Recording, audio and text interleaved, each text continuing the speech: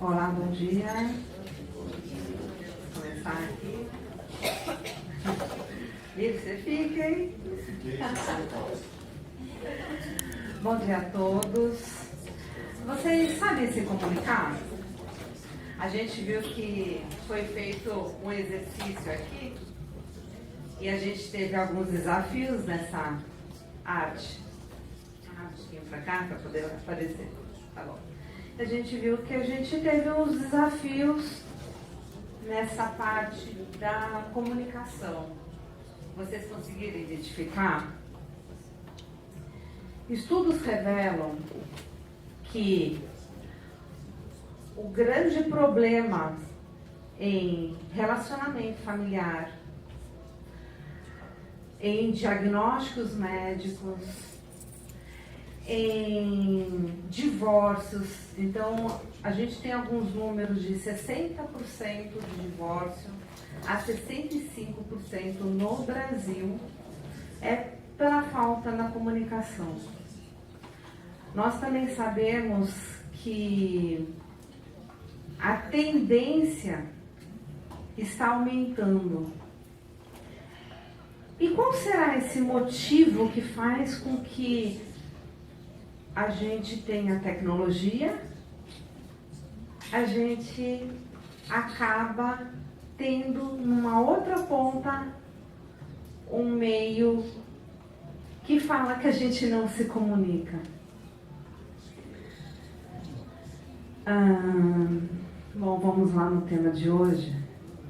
A gente está aqui e eu peço primeiro para que vocês me ajudem a comunicação que eu vou trazer aqui chegar em vocês. Porque para uma pessoa receber a comunicação do outro, ela precisa querer primeiro receber.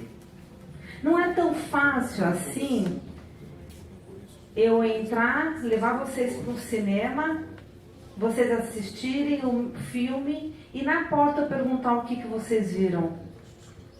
E falar assim, como assim? Vocês estavam em cinema, em filme diferente? Por quê? Porque a comunicação, na verdade, ela não está apenas no que eu vou falar para vocês. Ela não está apenas na maneira como eu vou me comunicar.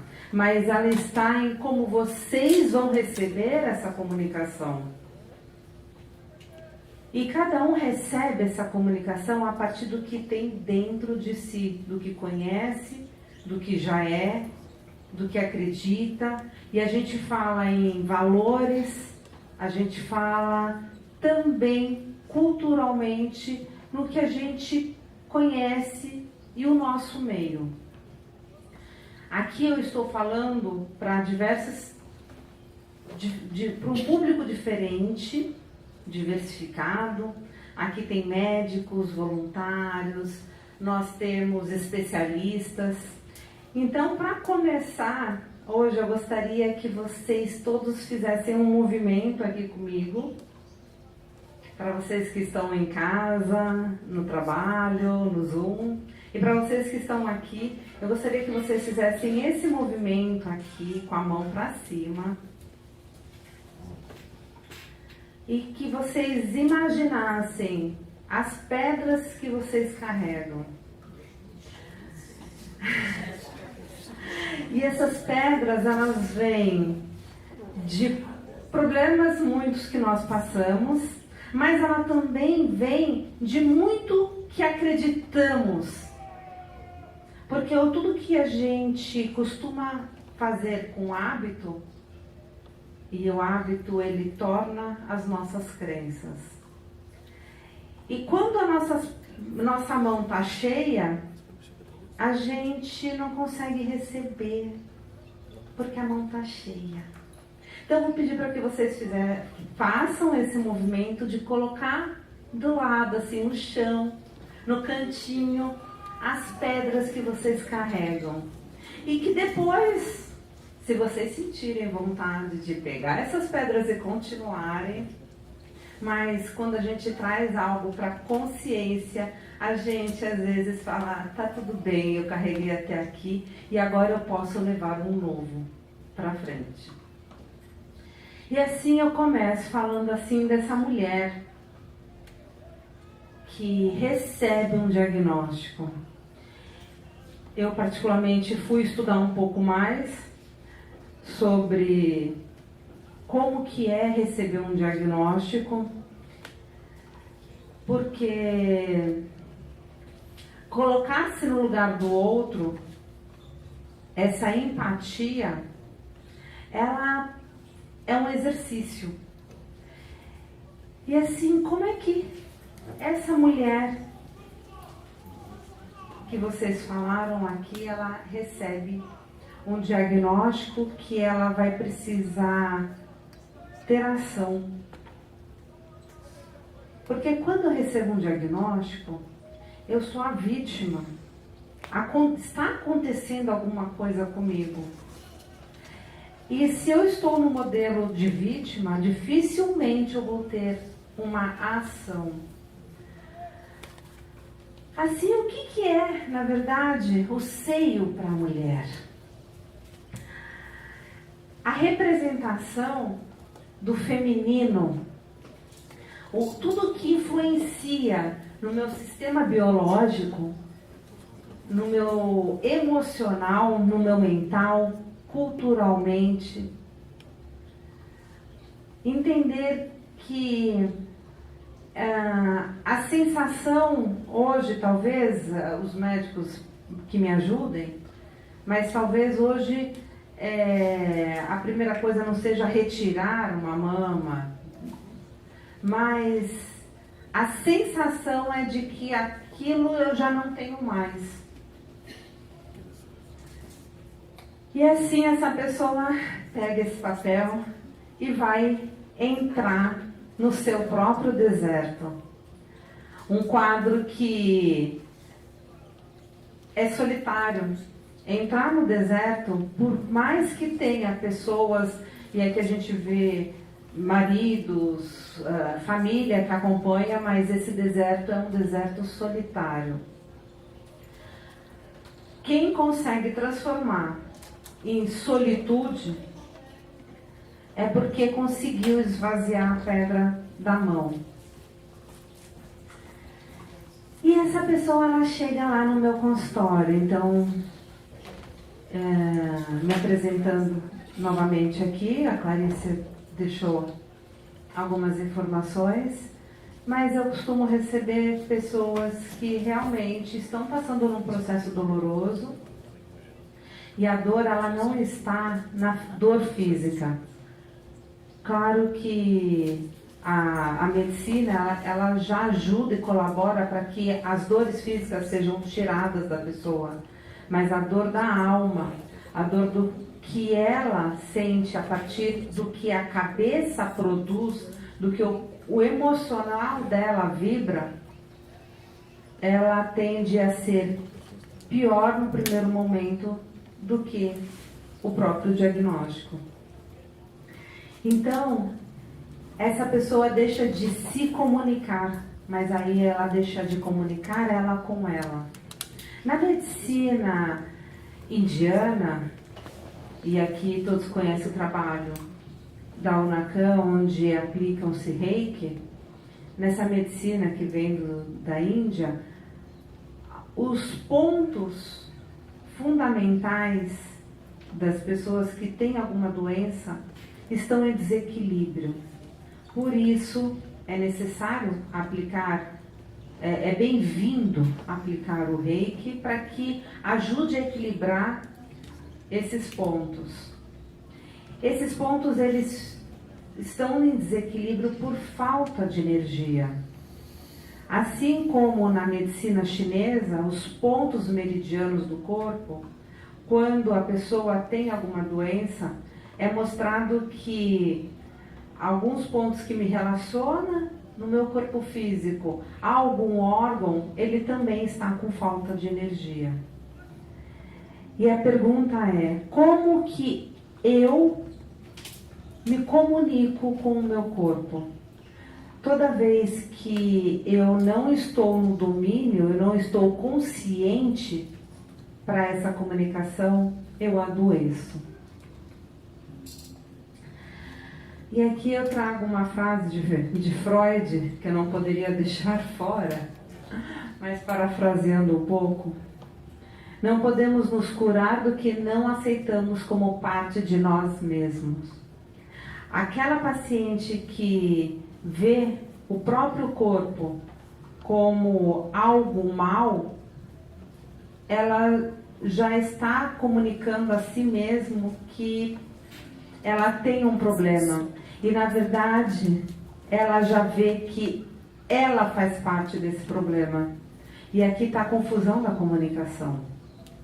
Porque se eu sou um problema e eu não estou com um problema, eu também estou comunicando para mim mesmo que eu não tenho domínio da minha consciência para poder sair ou ser melhor dentro do diagnóstico.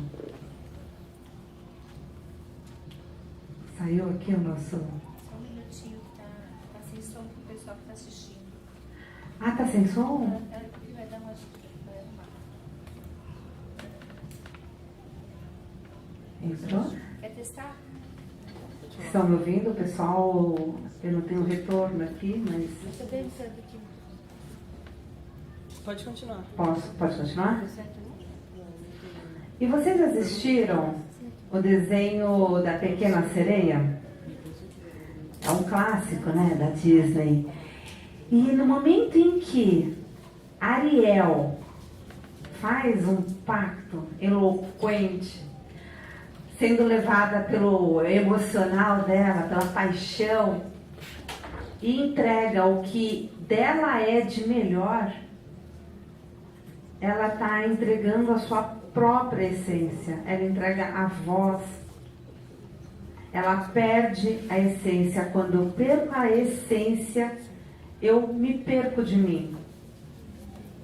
Eu saio desse ponto interno para o externo. E muitas vezes a gente faz isso. Aqui a nossa colega falou assim: nossa, a minha mãe fala mais sobre os outros, cuida mais dos outros do que de mim. Aonde que está o ponto dela? O nosso ponto, ele precisa estar dentro de nós. Claro que de uma maneira nítida e consciente, para que eu possa, a partir da minha essência, conseguir expressar-me dentro da minha sociedade, do meu trabalho, do meu meio social, da minha família. E assim, se eu preciso me expressar, eu tenho que ter um olhar holístico. Esse olhar holístico, ele muda tudo. Eu entrei em contato com esse olhar e foi um exercício. Inicialmente foi um exercício difícil, porque a gente está acostumado a olhar o outro, e os médicos que são tão espremidos para poder entender, poxa, você não está vendo o paciente, e ele foi treinado para ver a doença. Ele precisa falar do que ele sabe, mas a gente quer mais. A gente que entende um pouco do campo mental, a gente às vezes também não sabe sobre a doença. E fica esse desafio para todas as áreas de olhar o todo. E quando eu olho a pessoa por inteira, eu consigo entender que ela tem um corpo físico, um corpo mental, um corpo emocional, e que esses corpos, um corpo energético, enfim, mas esses corpos, eles trabalham sozinhos e são intercalados. Por exemplo, se eu te dou um susto agora, você vai, eu dou um, bata a mão aqui, você leva um susto. Primeiro você vai sentir, depois você vai falar, ai, foi a Adriana que bateu a mão ali, ela tá maluca, ela? Eu vou raciocinar. Então, eu primeiro vou no meu corpo mental, depois eu vou primeiro no meu corpo emocional, depois no meu corpo mental. O que aconteceu? Deixa eu entender. Será que chegou aqui no meu físico? Talvez não. Mas, se eu me vejo íntegra, eu sou mais forte. Eu recebo o que está aqui para a gente receber, porque estamos todos sendo humanos, e estar humano é estar aberto para tudo que está acontecendo na nossa vida, em volta. E os acontecimentos podem chegar em todos nós, como não. Mas eu estou mais forte porque eu me conheço. Eu estou mais forte porque eu entendo quem eu sou. E muitas pessoas se comunicam pelo olhar. Outras se comunicam falando. E eu trouxe slides aqui porque outras pessoas se comunicam vendo. Eu quero que todos vocês recebam essa comunicação. Mas para isso eu preciso me comunicar para todos os públicos. Identificar quem você é também fica muito mais fácil se abrir para esse novo. Então, aqui a gente vai entrar um pouco nesse voluntariado, que são mulheres, homens, filhos, pessoas que passaram por essa situação, e dizer que, primeiro de tudo, a gente precisa reforçar o que você veio fazer, que é cuidar.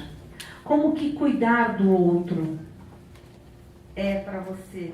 Como que o cuidar do outro mostra que talvez não seja só para a doença, mas seja para o todo. Então reforce que seu objetivo é cuidar dela como um todo. Revele como diferentes abordagens, como a medicina, como terapias, como reiki, elas trabalham todas juntas. Explique a importância de seguir um plano de tratamento. Essa pessoa ela vai precisar ter uma agenda, ela vai precisar fazer exames, voltar, ela vai precisar se organizar nesse momento. Porque sabemos que nesse campo aqui é onde perdemos pessoas. Ela sabe, ela identifica e ela não dá continuidade ao tratamento. Comente sobre recursos comunitários, grupos de ajuda. Fortaleça essas palavras, fortaleça para as pessoas que estão passando por este deserto o quanto é importante ela estar presente. Eu recebi há uns anos atrás uma paciente no meu consultório e ela se sentou e começou a chorar. E ela passou 30, 40 minutos quieta, chorando. E eu passei 30, 40 minutos, não mais sentada na minha cadeira, mas ao lado dela no divã, entregando lenço, sem ao menos perguntar o que estava acontecendo. Identificar o momento certo de falar é muito importante. Lembre a pessoa da importância da espiritualidade. A gente vai encontrar, eu estudei 52 religiões. E olha, que depois que eu estudei essas 52, inclusive foi na área da filosofia, eu descobri que tinha muito mais. O quão é difícil entender a complexidade do ser humano. E quando a gente está carregando essas pedras, a gente quer falar da nossa espiritualidade para o outro. A gente quer colocar, quer que desça a goela abaixo, que aquela pessoa vai ter que ir com você naquela igreja, que aquela pessoa vai ter que ir lá fazer o ebó, que aquela pessoa vai ter que ir e seguir o que você segue, mas isso é bom para você. Olhar o outro a partir de uma experiência própria é muito importante. Quando uma pessoa está dentro de um grupo, ela está dentro da espiritualidade, ela começa a vibrar um ponto dentro dela, que a gente chama de coração. O que a Bíblia coloca como coração, guarde sempre seu coração. A gente pode traduzir em alma. Guarde a sua alma. E esse campo da alma é o que vai qualificar a pessoa, se ela se sente melhor aqui, se ela se sente melhor ali. Que diferença para você vai ser ela seguir o que você quer que ela segue? Se alguém tem filhos aqui? Então, o que vocês fizeram para os seus filhos, acreditando que eles fossem seguir, e quando você olha assim, fala, não é? Porque a gente mostra, mas ele tem as escolhas. Eu lembro que quando a minha filha nasceu, minha filha está aqui sentada comigo, eu lembro que quando ela nasceu, eu peguei, e ela já estava com 4, 5, 6 anos de idade, e eu fui mudar o quarto dela, né, de berço para caminha, e eu coloquei a Barbie, lá o colchão, a cortina, a decoração temática da Barbie, rosa, aquela coisa linda. E à medida que ela ia crescendo, ia me pedindo algumas coisas em relação a animais, aranhas, lagartixas. Num momento eu me deparei com o quarto dela, que estava por baixo, tudo aquilo rosa que a mãe modelou, né?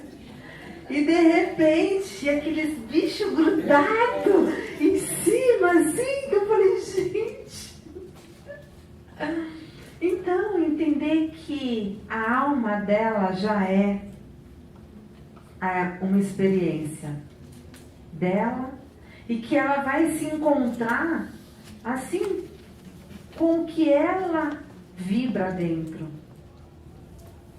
Isso é muito importante, porque eu recebo budistas, eu recebo católicos e eu tenho aprendido até a rezar Om Namo Renge Kyo. Desculpa, gente, mas eu estou aprendendo. Muito obrigada. Eu chego lá. Incentive a paciente a manter conexões com os amigos. Um momento crucial é que ela vai se isolar. É necessário, no primeiro momento, ela se isolar, ela voltar para si. Mas olhar em volta e ver que existe o universo que ela criou na vida dela é muito importante. Então, incentivar ela a ir naquele almoço de domingo, incentivar aquela paciente, aquela amiga, aquela assistida que vocês têm, né, dentro do voluntariado, a participar, sim. Olha para vocês aqui, vocês estão presencial, temos pessoal online em outras regiões de São Paulo, do Brasil, do mundo, quiçá, né? Incentivar que essa troca é muito importante. Entender que, às vezes, eu tenho uma experiência de troca muito importante. Eu tive 2 tumores na cabeça. E eu fui fazer um tratamento médico e, paralelo, eu fui fazer um tratamento holístico dentro de uma clínica, a qual depois eu até fui estudar, me formar, tudo. E aí tinha o tio da cantina. E enquanto eu fui estudar, porque no meio disso eu comecei a estudar lá. Eu fui me tratar, levei minha filha para poder ir lá. E eu estava passando dentro da psicanálise lá, tudo e tal, e gostando muito. No último dia do meu tratamento, eu fui buscar meu resultado e eu não tinha mais nada. E eu estava com o resultado na mão, fui passar, não tive oportunidade de falar, mas tinha o tio da cantina. O tio da cantina foi aquele que ficou com a minha filha o tempo todo enquanto eu passava no tratamento. Então eu deixava ela lá, ela comia tudo que existia. Foi um custo muito alto, não pelo tratamento, mas pela cantina. E ele era uma pessoa agradável, eu conversava, claro, eu ficava lá cuidando da minha filha, ela estava com 4 anos. Quando eu saí, que eu cheguei nele com um papelzinho na mão, e eu ia falar para ele nem sabia da minha história, mas eu ia falar para ele, que eu tinha me curado. Ele estava conversando com outro senhor que tinha acabado de chegar no balcão, e ele levantou a camiseta dele e mostrou que ele teve um câncer no intestino, bexiga, enfim. E ele inclusive fez um transplante. Quando eu olhei tudo aquilo, eu guardei o meu papelzinho. Então, entender que às vezes a nossa dor é a maior, é porque a gente ainda não entrou em contato numa comunidade. E quanto isso é importante e rico na nossa vida, traz uma experiência humana. E aqui a gente vai ver que talvez não seja só tomar o remédio. Porque se nós temos esse corpo todo, a gente precisa também fazer exercício físico, beber água, tomar sol. Claro, porque isso influencia. Tive uma paciente que tinha 18 anos e chegou no meu consultório e falou assim: estou depressiva. Eu sou depressiva. E falou, e eu não encontrava, após aquele diagnóstico dela, eu não encontrava depressão. Então eu falei assim para ela: vamos fazer um trato? Você vai para casa, né? Semana que vem você pode voltar, mas eu quero que você faça algumas coisas. Eu posso te pedir isso? Isso é um pouco incomum dentro da psicanálise clássica, da psicologia, mas dentro da neurociência isso é muito válido. E eu falei assim para ela: você pode tomar sol todos os dias? Você pode tomar um banho mais frio? Beber água? E na semana seguinte ela entrou no meu consultório cantando. Então a gente precisa entender realmente que está além, às vezes, dos nossos olhos. É algo mais profundo, e a gente fala isso na psicanálise, que tem motivos no nosso inconsciente de eu estar entristecida ou não. Muitas pessoas doentes. Outro dia eu estava indo para o trabalho e eu vi um senhor na bicicleta, um senhor mesmo na bicicleta, e aí aqui assim ele tinha um pendurado nele, eu acho que era me ajudem, gente? Que é fora, que faz o xixi? Isso, uma sonda. E ele estava andando de bicicleta feliz da vida ali, rindo, e não sei o que, até me cumprimentou, cumprimentei ele. Então, o que nós fazemos do que é apresentado para nós? Respeitar e apoiar, claro, as práticas espirituais, como eu já havia comentado. encorajar a paciente a tomar as suas próprias decisões. Porque nada mais, nada menos do que ela, para poder depois não falar assim, eu fiz o outro, aquilo por causa do outro. Se isso eu tivesse feito por mim. Isso fica muito claro quando o paciente pede opinião. Para mim, pelo menos, eu devolvo a pergunta. Porque é muito íntimo, é muito difícil a gente dar opinião. A partir do quê? A partir do que eu acho que é melhor para ela, quem sou eu? Então, o paciente precisa entender que sim, aquelas qualidades que a gente tem, a gente precisa encontrar elas. Lírio perguntou para mim, fala essas qualidades. Eu falei, a gente pode transformar a palavra qualidade em virtudes? Porque uma virtude vai levando para outra. E eu trouxe a coragem. Primeiro, coragem de estar aqui falando com vocês.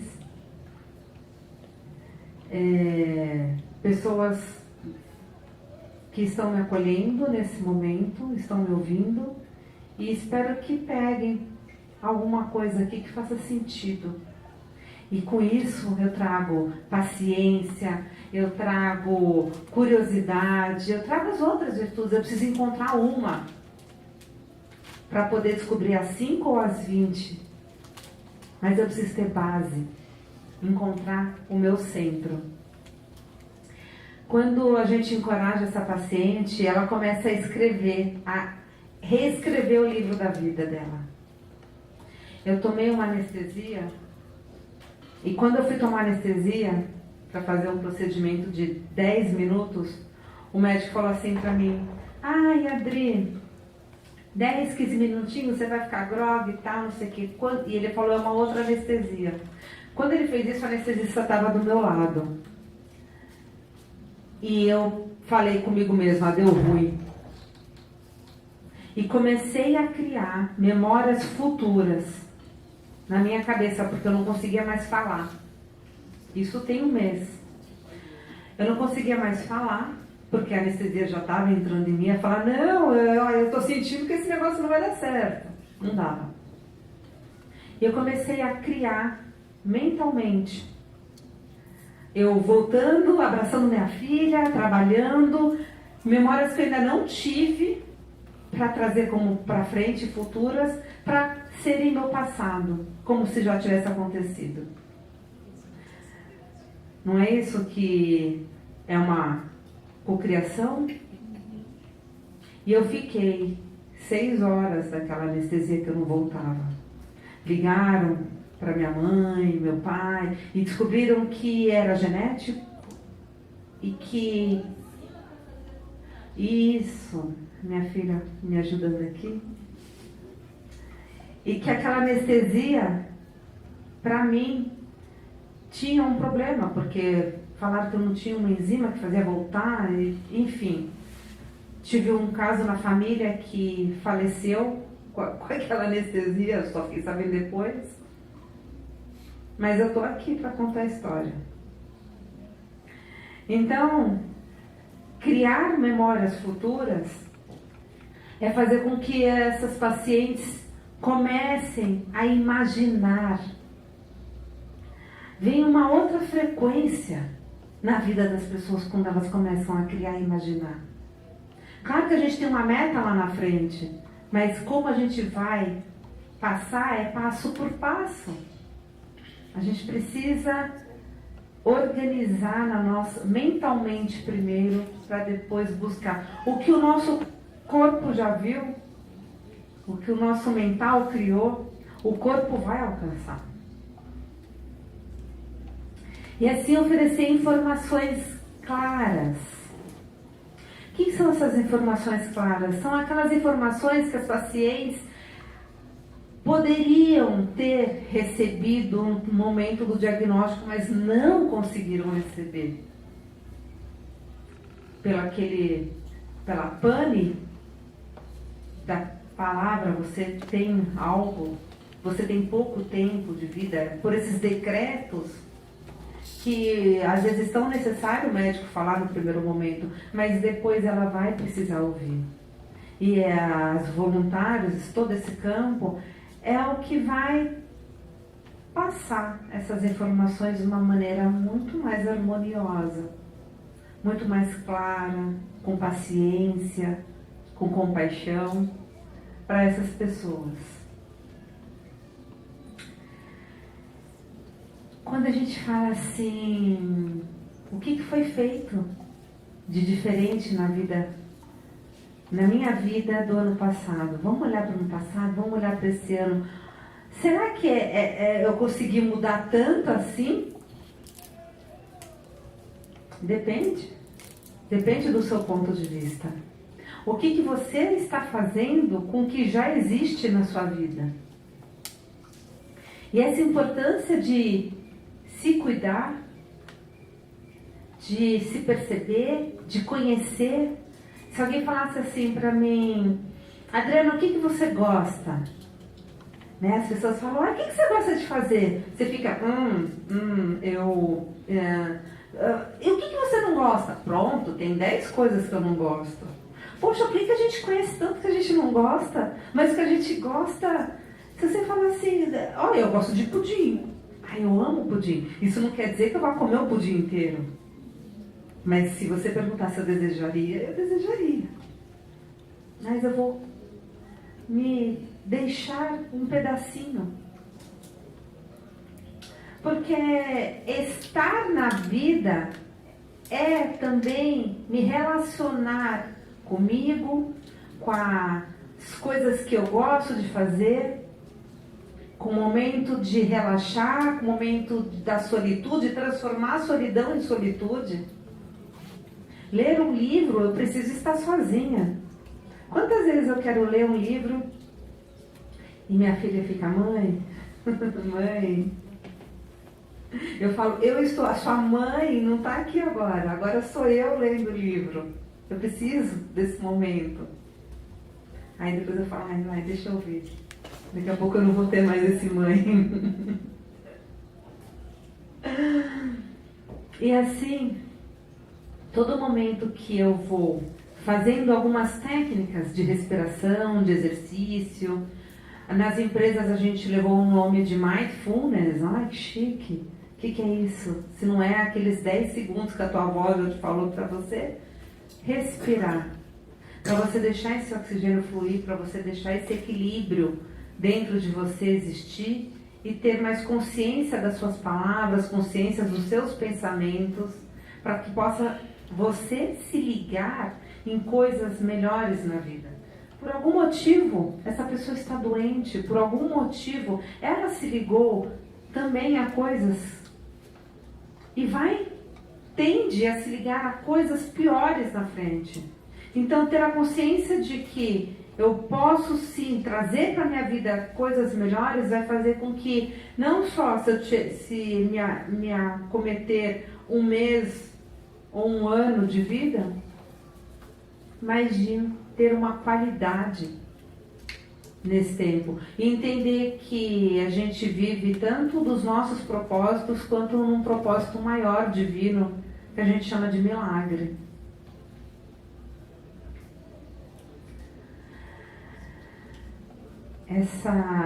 A gente olha para a pessoa que está doente, mas saibam que ao lado dessa pessoa doente, uma outra pessoa se adoece. As pessoas que estão cuidando, os enfermeiros, os voluntariados, os médicos. Ter uma empatia por essas pessoas também é fundamental. E a empatia, ela está não só em me colocar no lugar do outro. Empatia não é só eu ir lá e vou me colocar no lugar daquela pessoa. Não, eu preciso me colocar no lugar daquela pessoa com o coração daquela pessoa. Isso significa, talvez com aquele pensamento, eu vou convidar você para minha casa. E aí eu vou fazer um almoço. Eu sou vegetariana. Talvez você não seja. Então a empatia não é eu vou receber você da melhor maneira que eu tenho para receber. Não, eu preciso receber a melhor maneira do que você gostaria de ser recebido. Então eu vou colocar ali uma parmegiana, né? Vou incrementar aquele almoço.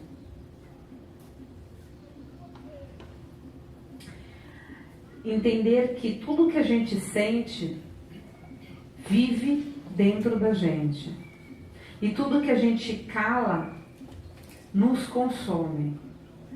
A gente poderia, num outro momento, falar sobre a manifestação de doenças como uma maneira psicossomática do corpo conversar com você. E eu abro isso para que vocês também possam ir pesquisar um pouco sobre isso, sobre o porquê nesse órgão, o que esse órgão fala comigo. A gente traz medicina chinesa, a gente traz medicina da Índia, mas na medicina egípcia, dentro de um templo, se você olhar esse templo de cima, você vai ver que é um corpo humano. E em cada espaço desse templo tem os órgãos. E para cada órgão existe um motivo, uma informação do que startou uma doença neste órgão. Então não sou eu que estou dizendo, assim como não eu que disse, não sou eu que estou colocando aqui como minha absoluta verdade, mas que a gente possa se abrir esse conhecimento e buscar também esse entendimento. E cada órgão vai falar com você. Cada órgão, ele diz a partir da sua informação, do que você passa, e a informação, ela é feita através das nossas atitudes, do nosso comportamento. Como é que eu me comporto? Dentro dessa medicina, a gente entende que o seio, o peito, principalmente para a mulher, sabemos que existem também com os homens, mas ele é a figura da mulher como mãe. Então, pessoas que têm o seio até maior, são aquelas pessoas que gostam de receber, de abraçar as pessoas, de acalentar, de fazer comida, e aquelas pessoas que têm o seio menor, elas são mais livres referente a isso. Elas têm os filhos vão para a vida, tá tudo certo, e tá tudo certo para todas. Mas entender que o nosso corpo, ele tem uma linguagem específica, também é muito importante para a gente entender que tipo de comportamento que a gente está tendo e que a gente pode melhorar para que haja uma cura real. Porque muitas vezes a gente vê a pessoa, ela tem um certo câncer, ela tratou, ela curou, ela fez tudo que podia fazer e ela está bem, de repente, novamente. 6 meses, 1 ano, ela tem esse câncer novamente. Assim como as pacientes que chegam no meu consultório que tem um problema, ela resolve, ela faz, e aí 1 ano ela sai e ela volta com esse mesmo problema, só que com personagens diferentes. Então ela está tendo o mesmo comportamento, é um padrão. Que padrão é esse? Identificar esse padrão também é aquela eureka, né? Uau! Bingo! Aceitei. E eu vou transformar isso em algo melhor. Em terapia, a cura não significa que a ferida deixou de existir, mas que ela não vai mais me controlar. Então, saber que comportamento que eu estava tendo que não é legal e conseguir mudar esse comportamento vai mostrar que tudo bem, eu sei ser aquela pessoa, mas eu não preciso ser. É muito legal, né? As pessoas estão colocando que estamos todos evoluindo, tecnologia, tal, eu sou uma pessoa melhor, eu entrei em contato com o cosmos, eu fiz isso, eu fiz aquilo, uau!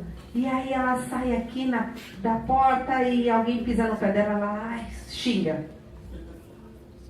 Acabou, porque é exatamente isso. Entender que a gente pode ser uma pessoa melhor significa no todo dia observar isso. Eu poderia xingar a pessoa, talvez aquela Adriana lá atrás faria isso. Está dentro de mim, eu reconheço isso.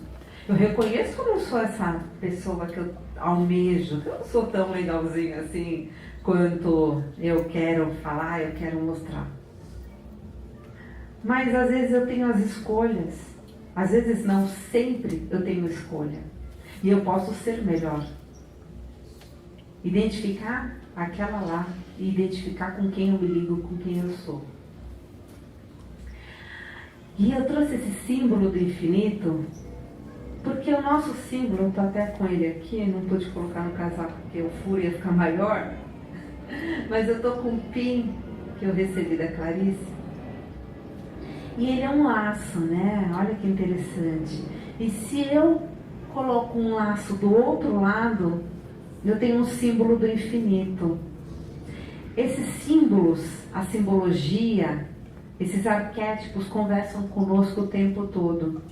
Se eu puder olhar isso como ciclos da minha vida e perceber que nós não estamos sozinhos, aqui eu posso colocar toda a equipe voluntária, médica, e aqui eu posso colocar a minha família, eu e o meu existir dentro da comunidade. E a gente vai vendo que isso é cíclico e transformador. A borboleta é um símbolo de transformação, para quem não conhece. Eu tive um borboletário em casa. E de repente, né, lembra da minha filha, bicho, animal, inseto e tudo mais? E de repente eu comecei a ver nas paredes da casa, de fora, tá, gente? Elas não entraram. Mas eu comecei a ver uns riscos vermelhos, de cima até embaixo, assim. Eu falei, gente, mas eu pintei as paredes de fora. Mas o que é isso? Mamãe, quando a borboleta sai do casulo, ela sangra. Uau! Eu não conhecia isso. Vocês sabiam disso?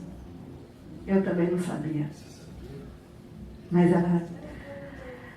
Então essa transformação aqui, ela é dolorida. Por isso que é um símbolo de transformação, a borboleta. Esse símbolo. Mas é um símbolo de transformação, de viver passo a passo, tá ali, é o dia. Se eu for tirar a borboleta do casulo, ela vai morrer. Se alguém vier me tirar do meu deserto, eu não vou aguentar. Eu preciso passar. Então que eu passe essa transformação, sabendo que existe a transmutação, existe, nós somos seres energia, né? Já foi comprovado. Nós temos aparelhos que medem a nossa energia, a nossa frequência. E a energia, pela física, ela não acaba, ela não finda, ela só se transforma. Eu trouxe um soneto de Shakespeare para vocês, mas enquanto eu estava aqui, eu tenho um outro, eu quero finalizar com outro texto, mas eu vou deixar aqui para vocês. Tá, não, amor, tá aqui, ó, tá no caderno. Eu escrevi à mão, por esse meu óculos aqui. Não vou falar.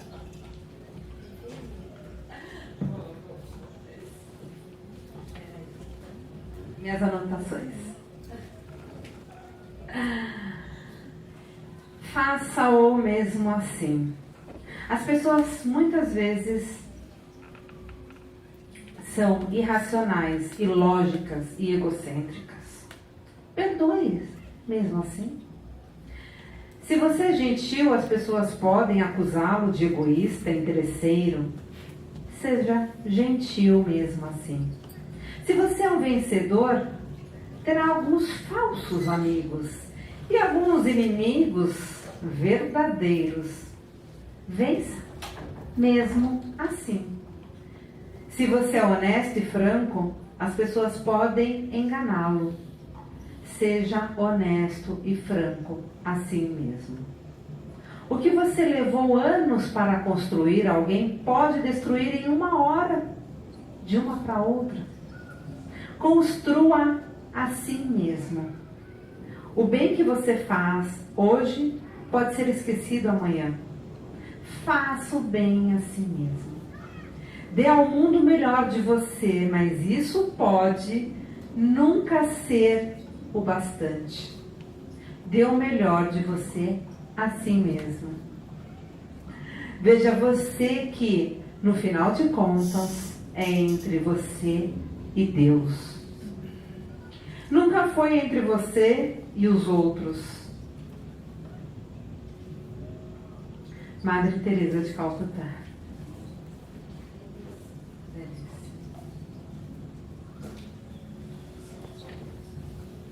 E aqui finalizo me apresentando, enfim.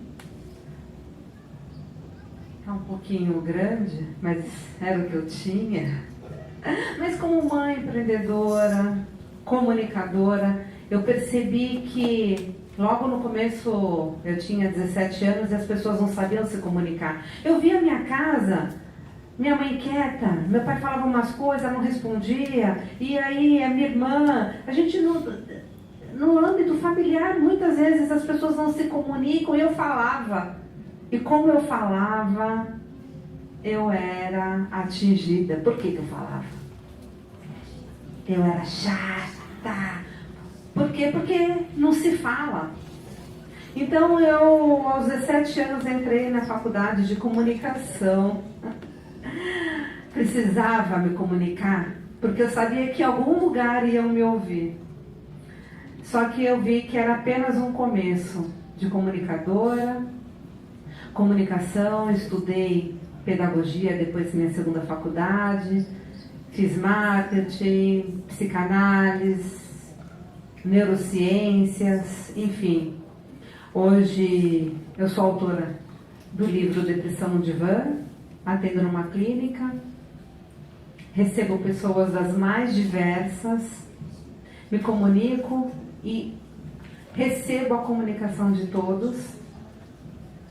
E agradeço nesse momento vocês estarem recebendo a minha aqui.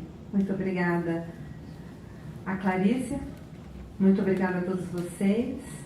E está aberta a perguntas, se alguém tiver alguma pergunta, alguma dúvida, por favor, que eu possa responder. Se a gente não puder, a gente procura no Google. Obrigada.